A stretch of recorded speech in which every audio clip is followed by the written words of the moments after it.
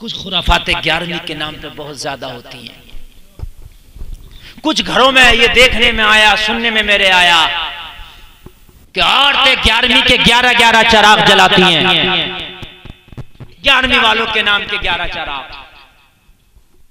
او میرے بھائیوں، نہ 11 چراغ جلانے سے غوث اعظم کا کوئی فائدہ ہے، نہ ایک چراغ جلانے سے غوث اعظم کا کوئی فائدہ ہے. وہ تیل خراب کرنا فضول خرچی ہے.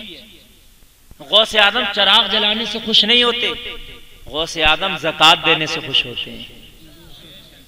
یار چراغوں میں تو تیل جلا رہے ہو، ایک میں نہیں 11 میں، اور زکوٰۃ جو تیرے اوپر ضروری ہے، فرض ہے، وہ نہیں دے رہا. عجیب معاملہ.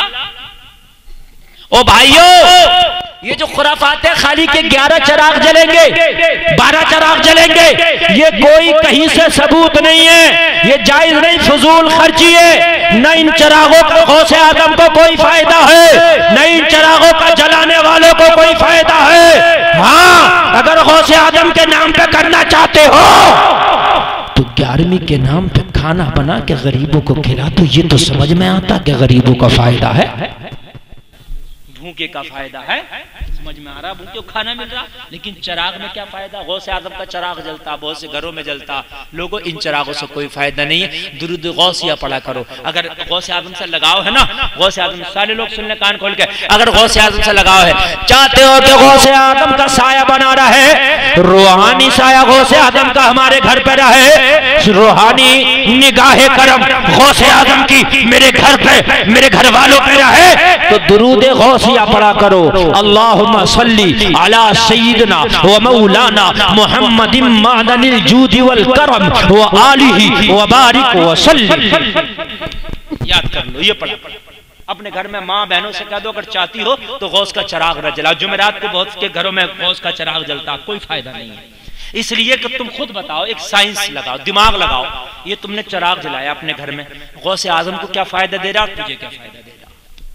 سمجھنے کی ایک بات ہے، موٹی سی ایک بات ہے سمجھنے کی.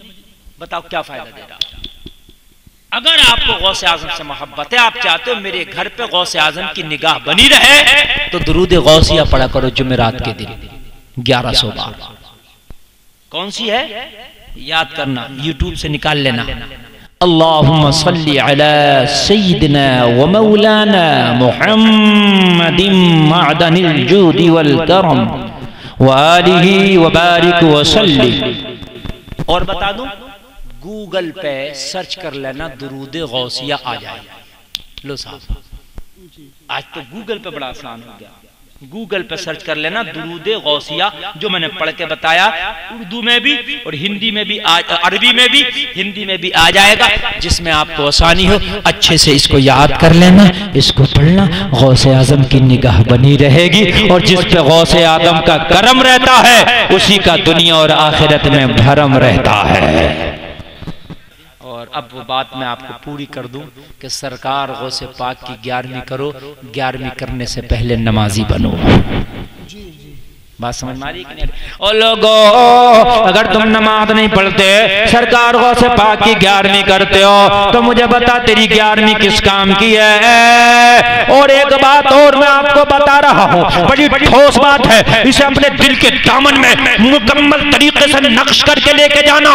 او لوگو، اگر تم نے بغیر نماز کے 11ویں کی تو تب تیری غوث کی بارگاہ میں قبول نہیں ہوگی. اور اگر تو نے زکوٰۃ نہیں نکالی مال کی اور پھر 11ویں کی تو پھر 11ویں تیری کسی کام کا. جی بالکل حق بات. لوگ زکوٰۃ نکال نہیں رہے، 11ویں بن رہی ہے، ہر سال 11ویں ہو رہی ہے. او بھائی، تیری 11ویں کیسے قبول ہو جائے گی کہ غوث اعظم حرام مال کو تیری قبول فرما لیں گے؟ مجھے بتائیے. تیرا غوث تیرے حرام مال کو قبول نہیں کر سکتا، تیرا مولا تیرے حرام مال کو قبول نہیں کر سکتا. اگر 11ویں کی 10 دیگیں بنا رہے ہو، نو روک دو، ایک دیگ بناؤ، مگر پہلے زکوٰۃ نکال دو. ایک دیگ بنا دو، غوث اعظم کی بارگاہ میں یہی قبول ہو گئی تو کافی. یہ نظام ضرور بنا.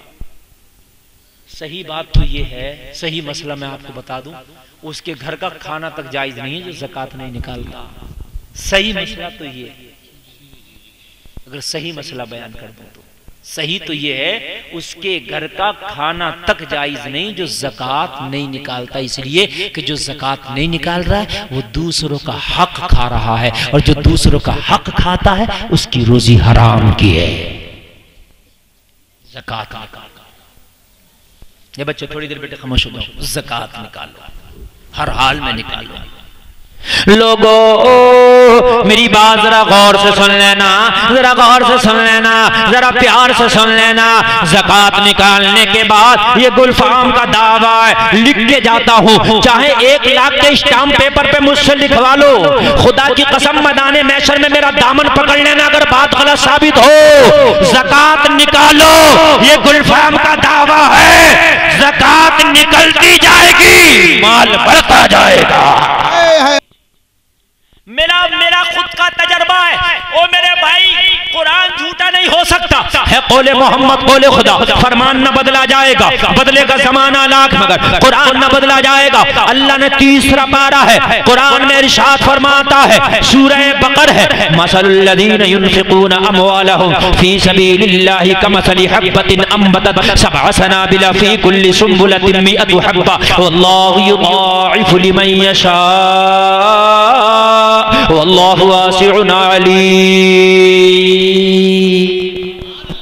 اللہ قرآن میں فرماتا ہے جو پیسہ اللہ کی بارگاہ میں خرچ کیا جائے، اللہ کے راستے میں خرچ کیا جائے، اس پیسے کی مثال اس دانے کی طرح ہے جو دانہ تم زمین میں بوتے ہو، زمین میں ڈالتے ہو، اور ایک دانے سے 7 بالیاں نکلتی ہیں، 7 بالیاں، اور ہر بالی میں 100 دانے ہوتے ہوئے، یعنی ایک دانہ جو زمین میں ڈالا تھا اس سے 700 دانے اللہ نے بنا دیے، اور اللہ فرماتا ہے واللہ یضاعف لمن یشاء، اللہ چاہے گا تو اس سے بھی زیادہ بتا دے گا۔ زندہ باد زندہ باد، سبحان اللہ سبحان اللہ، بہت خوب، کیا بات ہے۔ میں نہیں کہہ رہا، میں کہوں تو میری بات میں نہیں کہتا کہ تم سچ مانو، قرآن کا اعلان ہے، کہاں ڈالو گے اسے؟ لوگ سوچتے ہیں کہ زکوٰۃ نکالوں گا مال کم ہوگا، اللہ کا قرآن جو کہہ رہا ہے کہ اس دانے کی مثال ہے جو ایک کا 700 بناتا ہوں میں، اور 700 پہ نہیں رکتا، میری رحمت جب جوش میں آتی ہے تو پھر اس سے بھی زیادہ بڑھا دیتا ہوں۔ لوگوں یقین کرو، زکوٰۃ نکلے گی گھر سے بیماریاں نکلیں گی، زکوٰۃ نکلے گی مال میں برکت آئے گی، زکوٰۃ نکلے گی تیرا جو لقمے کھائے گا نا وہ خون حلال کا پیدا ہوگا، جو زکوٰۃ نکلے گی نا تیرے مال کو چور نہیں لے کے جائے گا، زکوٰۃ نکلے گی نا تیرا مال ناجائز جگہ نہیں جائے گا، زکوٰۃ نکال دے، خدا کی قسم کتنی بلاؤں سے بچ جائے گا۔ اللہ فرماتا ہے جنہوں نے زکوٰۃ نہیں نکالی، غریبوں کا، یتیموں کا، مسکینوں کا مال کھایا، یأکلون فی بطونہم الا النار، یہ قرآن کا حکم ہے۔ اللہ فرماتا ہے کہ وہ لوگ جو غریبوں کا، مسکینوں کا، یتیموں کا مال کھاتے ہیں وہ اپنے پیٹ میں جہنم کی آگ بھرتے ہیں۔ یہ قرآن کا حکم ہے، یأکلون فی بطونہم الا النار، وہ لوگ جو حق ادا نہیں کرتے کھاتے ہیں مسکینوں کا، وہ اپنے پیٹ میں جہنم کی آگ بھرتے ہیں۔ اور قیامت کا دن ہوگا، نفسی نفسی کا عالم ہوگا۔ لوگوں قرآن کا دوسرا فرمان سنو، اللہ فرماتا یوم یحما علیہا فی نار جہنم فتقوا بہا جباہہم وجنوبہم وظہورہم ھذا ما کنزتم لانفسکم فذوقوا ما کنتم تکنزون۔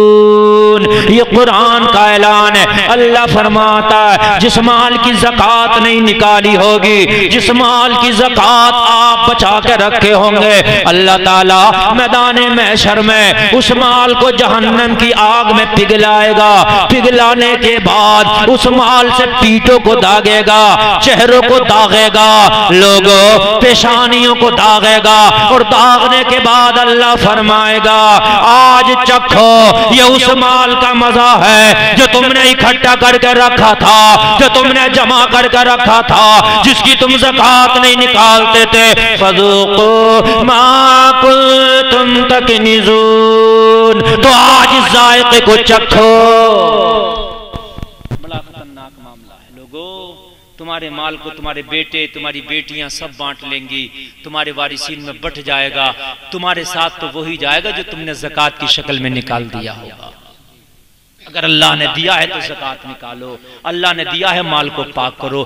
زکوٰۃ نکال کے 11ویں کرو گے غوث پاک قبول کریں گے، زکوٰۃ نکال کے 12ویں کرو گے خدا کی قسم تیرا نبی قبول کرے گا۔ زکوٰۃ نکالنے کے بعد میں نمازیں پڑھنے کے بعد میں 11ویں کرو گے، اگر بڑے پیمانے پہ نہیں اگر چھوٹے پیمانے پہ بھی کر لیا تو تیرا رب قبول کر لے گا، تیرا رب قبول کر لے گا۔ او لوگو اس کو خاص دھیان میں رکھو۔ ایک بات مسئلہ اور بتا کے بات ختم کرتا ہوں۔